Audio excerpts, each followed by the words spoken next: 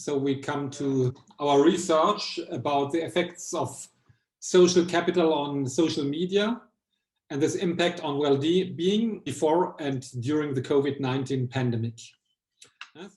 And it's completely different. It's still technology related because it's about digital media, social media. But red line, which is the concept well-being, a complete different approach and a complete different theory that we use for this study.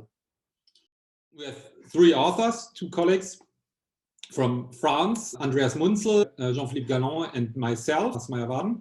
And we have been working on this project now for 4 years, before the pandemic, naturally. And our idea was to understand the impact of social media on well-being, and namely the consumption of social media, the impact on social capital, which I will define in some instance, and subsequently on happiness with Facebook and well-being given by social media. So the motivation of the study started, as I said, in 2014 to work on this and published 2 articles in International Journal of Electronic Commerce and Technological Forecasting and Social Change, 8 journals. This research builds on social capital theory to investigate the effects of individual social interactions on social network sites on users' happiness and well-being. We precisely examine how size and intimacy of the social network influence the social capital facets, namely bonding and bridging capital, and how both facets of social capital impact happiness with the social network and subsequently well-being with the social network. We tested our investigation with 2,000 Facebook users and included intimacy and network size, and we found that both affect well-being through social capital. Our findings reveal the importance of getting ahead, that is, the importance of bridging social capital, rather than getting by, that is, the importance of bonding social capital. Namely, users are searching for new information and experiences. Our results imply that social interactions through social media are valuable for individuals and firms because they guide efforts in improving social capital and, above all, bridging social capital to improve individuals' well-being, and brands can improve their brand awareness through the bridging social capital, as it impacts, more importantly, well-being and happiness than bonding capital. I will explain a little bit later what is bridging and bonding social capital. The core idea of social capital theory is that social networks have value. Let's start a little bit with music. So Friends had always a value, and so in 1967 already the Beatles song "A Little Help from My Friends." The idea of social capital was a completely different one before social media and before digitalization. So in 1967 and even before, because friends and social relationships were already always valued in humanity. And so in 1967, the Beatles song was about help from friends. So what is the statement today?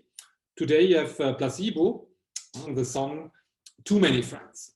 And actually this is what is happening. I got too many friends.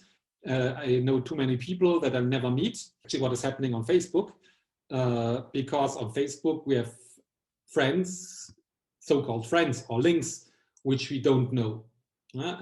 So this was the idea of our research, actually, to investigate how the relationships change on social media. So let's have a look on actual figures for Facebook. We have almost 3 billion of users worldwide. So the biggest social media network worldwide.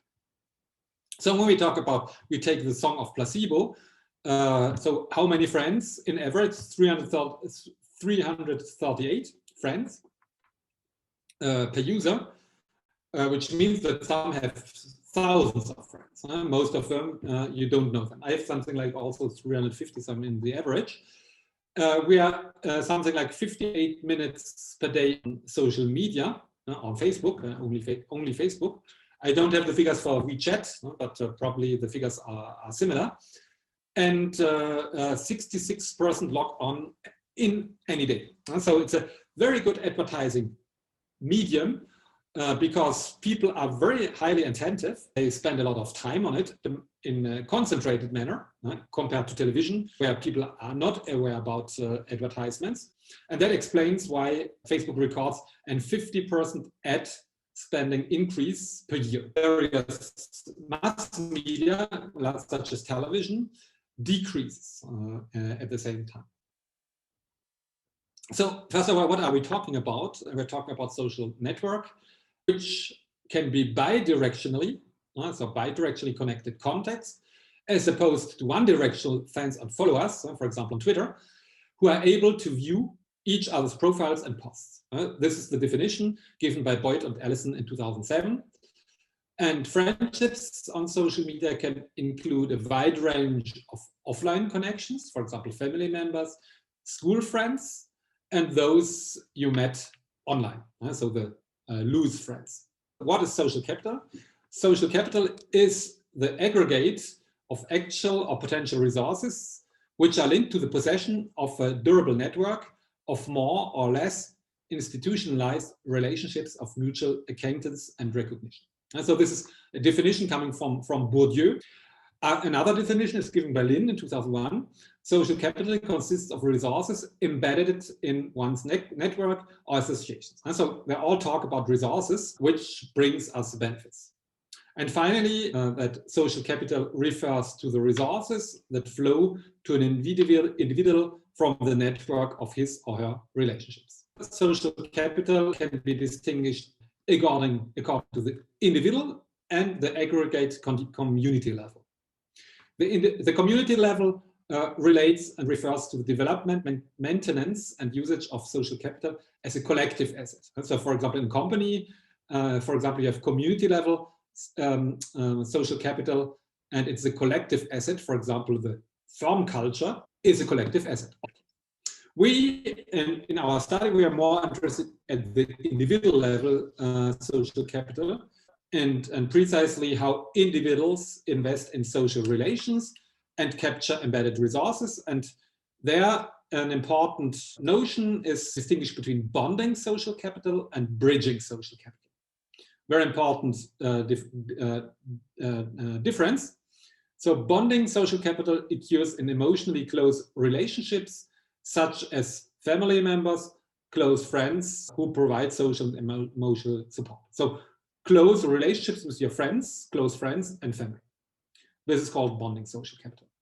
And bridging social capital is derived from a larger number of weak ties that enable people to access novel ideas or information. And so this is typical, the 300 and I don't know how many friends you have on your social media networks with which you have a loose relationship, with which you might communicate loosely, and which are ties of information and give you new ideas or information. Now, typically, when you like a brand on Facebook, this is typical bridging social capital. When you have a relationship with your mother, your father, with your uncle, with your close friends, this is bonding social capital. So we have really on Facebook much more bridging social capitals than bonding social capitals. But also in real life, if you have loose relationships, for example, your badge, you have less or more close relationships. Social capital brings utilities, also benefits, and you have to distinguish between bonding and bridging social capital. In our study we did and published in the International Journal of Electronic Commerce, we found actually the impact of social capital on well-being in the social commerce context. Because, you know, now on social media, including Facebook, you have buttons, pop-ups coming from brands with advertisements where you can directly buy in e-commerce stores. And the traffic comes from social media. And, this is what we investigated about in 2014 to 2018. And our results were actually that the network size matters. Network intimacy does not really matter on social media. What matters is the size because of bridging social capital. So we have seen bridging social capital is a large number of weaker ties that enable people to have new ideas and information. We found that social media is used to have loose ties that bring us a lot of novelty and information. And the good news is then, this is the getting ahead way. That is, we're watching for news about brands or friends. We're less interested to have close relationships on Facebook or social media. And the good news for advertisers is that, yeah, actually it's a very interesting advertising mean because of this relationship we found. That means that customers or social media users are highly open to be connected, to have loose ties with brands that can communicate individually, and that's an important point, and do one-to-one marketing with individualized relationships and communications and personalized advertisements to give them information about new brands or innovation or promotions, so any kind of new information. And that's also the motivation social media users are on social media to get information and novelty. And so this is the main finding of our article in 2018. But then the pandemic arrived. Actually, yeah, it changed everything in our life. So it still changes a lot of things of our life. We're not able to establish a normal relationship, and things are done on the internet, on Zoom. And it changed also things in research and our findings. And that is actually also the motivation that brought us last year to replicate the study in order to see if our findings changed. Because during the pandemic, the internet and social media use changed. So the virus changed the way we are using internet. So we're more using other devices because actually we were locked down and we were assigned at home in quarantine up from March when we were locked down. There's an increase of almost 1/3 of the average daily traffic. Probably related, might be two different explanations, but this is the aim of our study. Because of social bonding capital, to communicate with family members or close friends, which we cannot meet because of the lockdown, but also to gather and to get information, because Facebook, as we have seen, was before the pandemic mainly used to get novelty and new information. And you can also see other devices, so Netflix, a big increase because people had to entertain themselves when locked down in their flats or at the home. And YouTube also, you can see some dramatic increase of digital media usage. So that is why our question is, as media consumption changes, it would be interesting to replicate our study during the pandemic in order to see if the usage of Facebook changes during the pandemic. We had already done an extensive literature review published in our 2 articles in Technological Forecasting and Social Change and International Journal of Electronic Commerce. So we based our literature review on different main concepts, mainly social media use, social capital and well-being. This is what we already had done.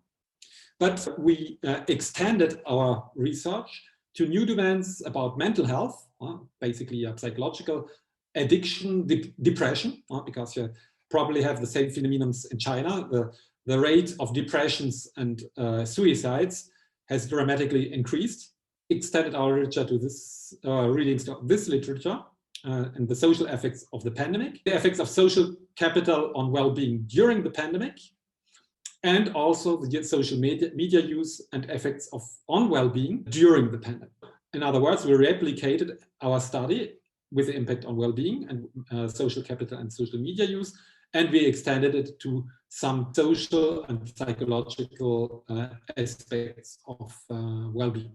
So we already did a literature review before, so we used the same literature about the impact of social capital on well-being.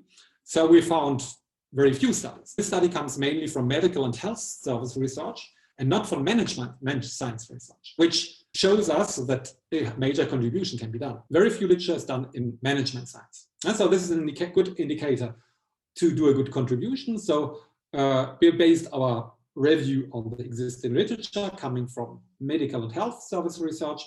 And this literature shows and provides support for the positive effects of social activity, so social capital, interactions, connectedness on mental and physical well-being of individuals.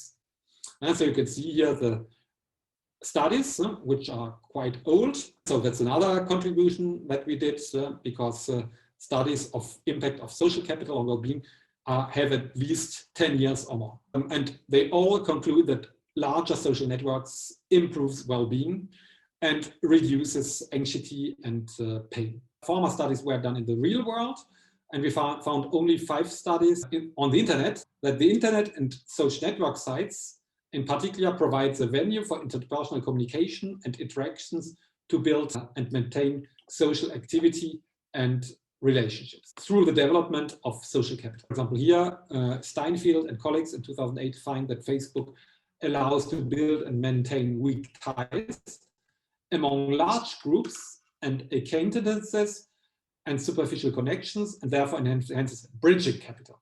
So you lose ties. Self-esteem moderates, so you have a kind of social valorization, but again, through bridging capital. So the more, for example, if you post a photo on a nice beach, this increases actual well-being. As lose ties will see you, and you can see in another study here, there's a direct positive relationship between the number of Facebook friends, so network size, and well-being. A larger social network enhances mostly about bridging social capital, network size, so which impact positively well-being. But nobody investigated the impact of social bonding capital. So this is a major weakness which we wanted to bring our contribution and fill by filling out the gap. And you can see here a lot of studies are done with students, so no representative samples, and so which is a major weakness. And so these are convenient samples from which you cannot draw representativity and empirical generalizations. That is why, and while the full consequences of the pandemic and its different protective and preventive measures, such as physical distancing and lockdowns on mental health and social life cannot be assessed by now, early empirical research provides support for well-being effects of the COVID crisis on psychological distress-related symptoms. Have been found in very recent publications, published in 2020, that actually social capital and social media might decrease psychological and stress-related symptoms such as anxiety, depression, and stress.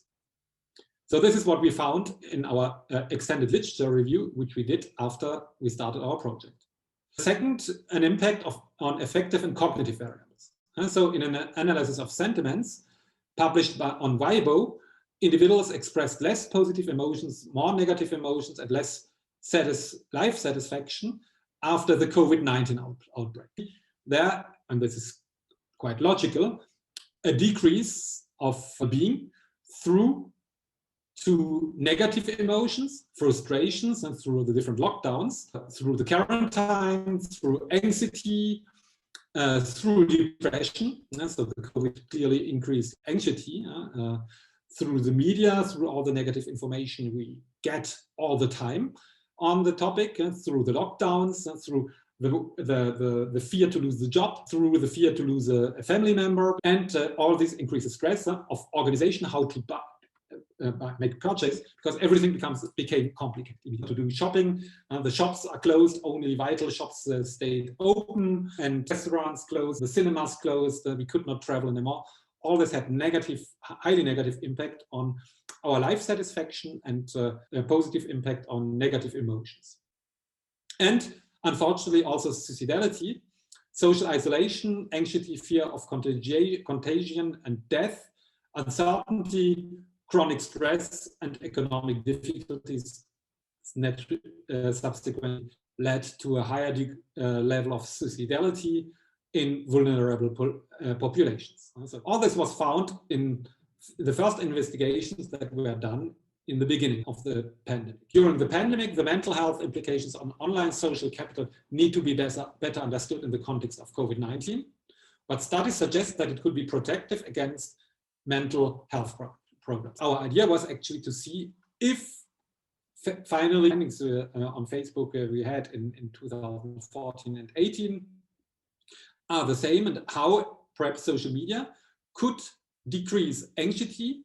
So how during a period of individual self-isolation during the Covid-19 virus pandemic, how this social capital might improve anxiety and stress. There's another study about internet social capital, which is negatively associated with depressive symptoms, which means that social capital on the internet through social media decreases depressions because we can communicate with others during the lockdown, because we don't meet other people physically. So it's a substitutive mean of communication and relationships. But information seeking might is associated with greater symptoms of depression, because clearly with all this negative information you read in the media, and which was also published on social media, anxiety, and if we come back to the former slide, anxiety, depression and stress increases. This information, so everybody is searching for information on the internet before the speech of the Prime Minister, is negatively associated with well-being because it stresses. And there again, bonding social and bridging social capital play a major role, as bonding social capital is perceived as social support, buffered the connection between worry about COVID-19 and psychological health. So we're searching for psychological help with friends, close friends, family members, which you might not see because family members might live in other regions. So it's a good mean now to increase bonding social capital, which would increase well-being, and bridging social capital to have greater novelty seeking was associated with lower levels of stress, anxiety and depression before, during and after the lockdown in China. So this is also a study in China. On the one hand, some research shows that novelty might be associated to more depression. In China, it appears that novelty seeking might be associated to lower stress. The way how we consume media and how we believe into what we see in media influences differently our perception and subsequently also the impact on well-being. During major events, economic crisis, health crisis, political unrest, the literature shows that social media usage is negatively linked to well-being related factors, while social support through family and close friends, and so bonding capital, positively impacts well-being related factors. And so we see that social support is associated with less anxiety, depression in the community, and the internet could be useful during the physical distancing measures, because we can get support. We can use FaceTime, we can use Zoom with the students, we can use WeChat, we can use WhatsApp. So all these type of media are now used to do physical, even we organize in France physical aperitifs where we were with friends on Zoom and Facebook. We probably did the same in China and chatted with them and had a drink together, but we were physical distance. Support-related internet and social media use, online counseling, advice, and support, as well as the possibility in restoring daily routines, are beneficial. For easy words, the social media is important to reduce and might probably increase well-being. The social media exposure and news consumption during the pandemic are positively associated with depression. Clearly, one potential explanation why bridging capital in this case had a negative impact on our well-being, on increases depression, anxiety, and mental health, is related to emotional contagion. So due to the exposure to the suffering from COVID-affected members of the community, which creates anxiety. You see in the media, all the people, the locked down cities, and where people are in the hospitals, and the hospitals are overcrowded. People are waiting in front of the hospital. So all this creates clearly stress and anxiety. And another explanation is the infodemic, which means that fear and anxiety creations through the dissemination of pandemic-related news through social media and the infodemic. So our main question was, during the COVID pandemic, with strict stay-at-home orders and physical distancing measures, does social media play the role of news disseminations, so bridging capital, or does it live up with social purpose, that is bonding capital? Our main question was that before the pandemic, social bridging capital for news research was the most important part or role of the social media. And the question is, was this role now more distanced by social bridging capital in order to be supported by close friends? And does social bonding capital finally plays a major role than bridging capital during the pandemic? This is confirmed by some studies, which actually on social media, people expect a high degree of altruistic social purpose, but in reality, it's not perceived. So, which means that people act still egoistic and not altruistic. 66% agree that they expect more help than they actually people do. A real perception of altruistic purpose is very weak. So, which brings us to our conceptual model. So we used the same model we used in our first study. So we considered and based our hypothesis on different theories, and so the social capital theory, and considered that the perceived quality of relationships and feelings of closeness, connectedness, and boundedness is called intimacy, network intimacy, so closeness with friends, and intimacy, network intimacy should positively impact social bonding capital, that is the development of close friends in which we trust. Social bonding capital then subsequently impacts positively subjective well-being. The well-being is the individual's affective and cognitive evaluation of his or her own life. And we have a bridging road, where we consider that network size, as we have found in our former studies, impacts positively bridging social capital, which also impacts subjectively well-being. And our idea was to compare our results before the pandemic and during the pandemic. So formally, we found actually in our first study that size impacts bridging positively and subsequently well-being, whereas intimacy also naturally impacts bonding social capital, but the impact on subjective well-being was much lower than the impact of loose friends or loose relationships, and that is the aim of information seeking. And this is our final conceptual model. So we can see the different hypotheses we have. So intimacy positively impacts bonding social capital, which subsequently impacts happiness with Facebook, so the affective part of well-being, and happiness subsequently impacts well-being. We find a second road over the size again. So size should negatively impact bonding social capital because the more friends we have, the less we have close relationships, but positively impact bridging social capital, which in turn should also impact happiness and well-being in general. Here is the methodology. So how did we conceptualized our concepts and variables, and how did we measure? So we had different measures we used in our first study. So we had an intimacy index coming from Menego and colleagues, which is a calculation how close are you to your friends on Facebook. We measured the network size by the real number of Facebook friends, which we asked for during our survey. We measured bonding capital with a scale coming from Williams, bridging capital also with a scale coming from Williams, and happiness with a scale coming from Niedermeyer. And subjective well-being was measured with life satisfaction scale from Dina and colleagues from 1985, and the Panas scale. And so all these scales are in the article if you're interested in.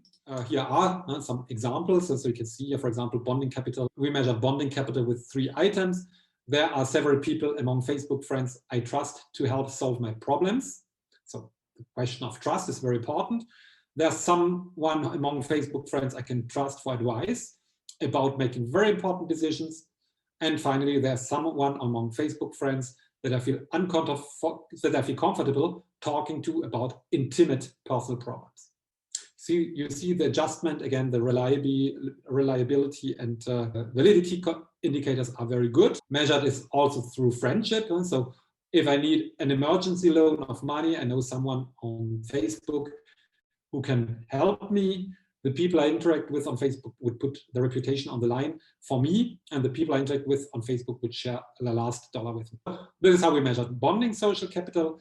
Bridging social capital was measured through things. And so interacting with Facebook friends makes me interested in things that happen outside my town. So information. Interacting with A and B friends makes me want to try new things. And talking with Facebook friends makes me curious about other places in the world. And so the news dimension and people dimension, interacting with Facebook friends gives me new people to talk to. And on Facebook, I come in contact with new people all the time. Happiness on Facebook, these are only some items. We had more items actually. So taking all the things together, I feel happy with Facebook, and with Facebook, I feel well. And well-being, we measure this among others. With Facebook, makes me feel less lonely in my life, increases my liberty, makes me feel less expensive, and makes my life more exciting. So we used different data sets. So our questionnaire was administered by professional panel companies that administered. So it's not a convenience sample, it's a representative sample. In total, 1,339 respondents to which we surveyed our questionnaire. And we had a pre-COVID data set coming from 670 US residents in April 2004 by an online panel. And during the COVID, we did a survey among 669 US residents in May 2020, also through online panel. And we used then structural equation modeling. So you can see here the results before, after. So before is the below part of the square, and during the pandemic is the value which is below in the square. You can see clearly size clearly negatively impacts network intimacy, which is logic. You can see here that intimacy before the pandemic had no impact on bonding social capital, but during the pandemic, it becomes important in order to have social support. The size only also impacts social bonding capital. Size positively impacts social bridging capital, and social bridging capital has a highly positive impact before, but also during the pandemic on happiness with Facebook, and happiness with Facebook has a highly positive impact on well-being, even more during the pandemic. So you can see that link of bridging capital on well-being goes through happiness, because it's positively mediated and amplified through happiness. And there's even an increasing impact during the pandemic. And you have also here a highly positive direct link on Facebook impact on well-being.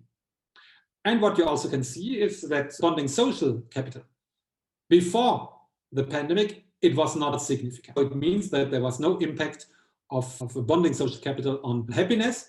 The impact after is negative, it's counterintuitive, but one explanation might be when we talk with our close friends or families, perhaps it might even make us sad, as we would like to meet them in reality. That might be one explanation. Overall, both facets of social capital increased the impact on well-being. In summary, what we found, consistent with existing research, our findings support the impact of the network size, that is the number of Facebook friends, which more impacts bridging capital, but not bonding before the pandemic, but impacts bonding during the pandemic. And the impact on bridging social capital increases in COVID times. The importance of network size becomes even more important during the pandemic.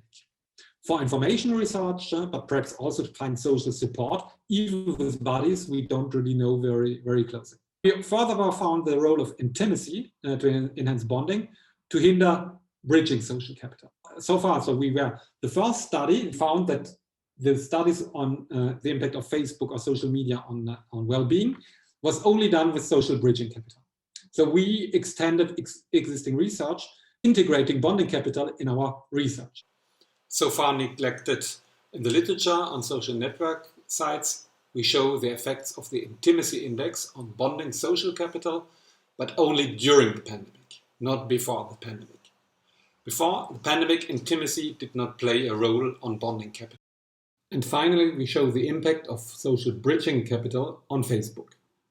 Consistent with literature, Facebook seems to be a place to meet new people and learn things that are usually outside one's own network, and hence to develop and maintain bridging social capital.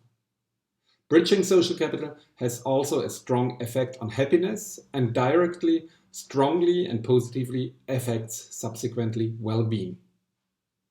The impact of bonding social capital and happiness is negative but positive on well-being and decreases during the pandemic. First of all, our contribution is that we integrated the second facet of social capital, bonding capital, in the research about social media, because formerly only social bridging capital was considered. So this is one major contribution. And another contribution is that we measured the impact of social bridging and social bonding capital before and during the pandemic, and we show the change of the importance of social capital, namely bonding capital. Before the pandemic, social bridging capital was more important, as social media was used to find information, to have news about brands. This is still the case after the pandemic, so the bridging social capital is still more important than bonding social capital in order to find news, probably about the pandemic. But bonding social capital became more important, showing that users of social media, social network sites are using more for social support during hard pandemic times in order to reduce stress and other fears that they experienced during the pandemic. Impact of bonding social capital on happiness is negative but positive on well-being and decreases during the pandemic. So this is what I explained to you. One explanation might be related to the fact that when communicating through Messenger, for example, with relatives, we might see actually how sad the situation is, because actually we could not see our beloved ones, either because we are locked down, either we don't deliberately don't see our parents or grandparents, because we might bring them to bed with the COVID virus. We become sadder because we cannot see our beloved one. It's a supposition, so we have to explore more our results now. And that is why there are still some questions to which we don't have an answer to. And that's research. And this is also what you will face in your personal research. Sometimes you're in line with literature, so in their discussion you're consistent with literature. Sometimes you're not in line, because actually you see in our hypothesis we expected that both facets of social capital should have a positive impact. But indeed, bonding capital has a negative impact on happiness, but a positive impact on well-being. And so overall, we might increase well-being, but our effective part, that is our happiness, might be decreased. So there is certainly an explanation. The one I gave to you might be one, there might be others. And this lack of explanations opens new research directions for the future on which other researchers can work on.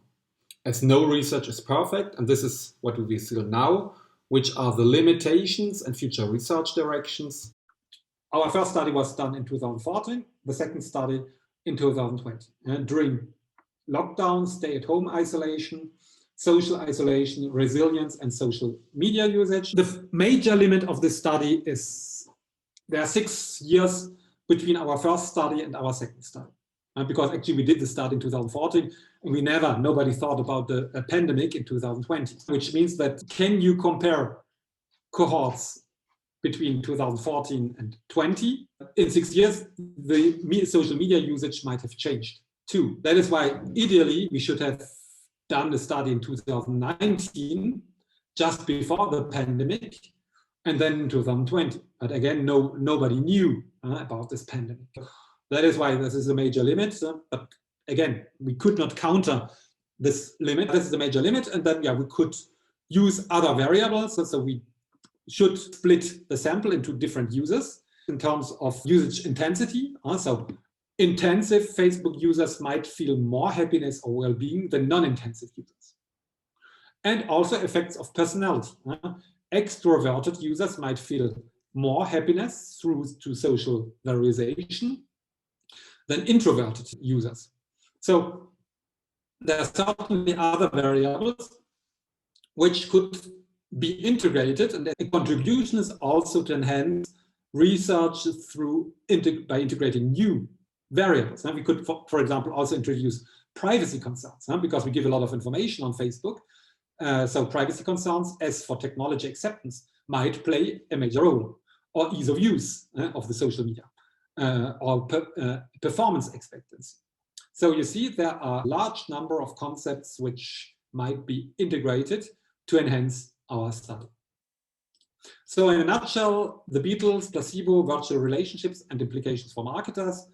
So companies, as we have seen, companies' worldwide advertising revenues on social media, including Facebook, increase continuously. So we have seen that bonding social capital, thus strong relationships, play a sub-role of Facebook as compared to bridging social capital, but the impact increases during the pandemic. This is a good news for marketers because users seem interested in learning new things, to know what's in, easier access for and acceptation for brands. And so brands can easily communicate, and this is researched actually on social media. So in brand communities created on social media, they can easily spread information about the brand, which is highly appreciated and highly read and create high awareness among the users. And from the social network theory, we confirm that weak ties through social bridging capital help to diffuse news, information, and advertising messages through social networks and also viral marketing. You have the social share button where you can spread and share information. And during the pandemic, social bonding capital also helps to create value-added, personalized brand customer relationships for brand differentiation through brand communities. This second study is not published yet, so if you want to have further details, you can have a look on the first articles published in International Journal of Electronic Commerce and Technological Forecasting and Social Change. Furthermore, we have to work on the limits and continue the data analysis, and above all, we have to write the article. This takes time, so it's a time-intensive work. And finally, I conclude the presentation here. You have at the end some literature references that you can read about well-being, about social capital theory. So if you want to go deeper in this topic, then have a look on the references you can find at the end of this presentation. I want the attraction, I want you to want me, I want your love.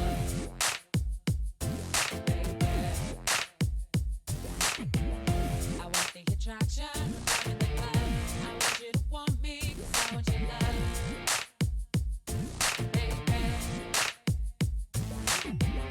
I want the attraction, when I'm in the club. I want you to want me, I want your love.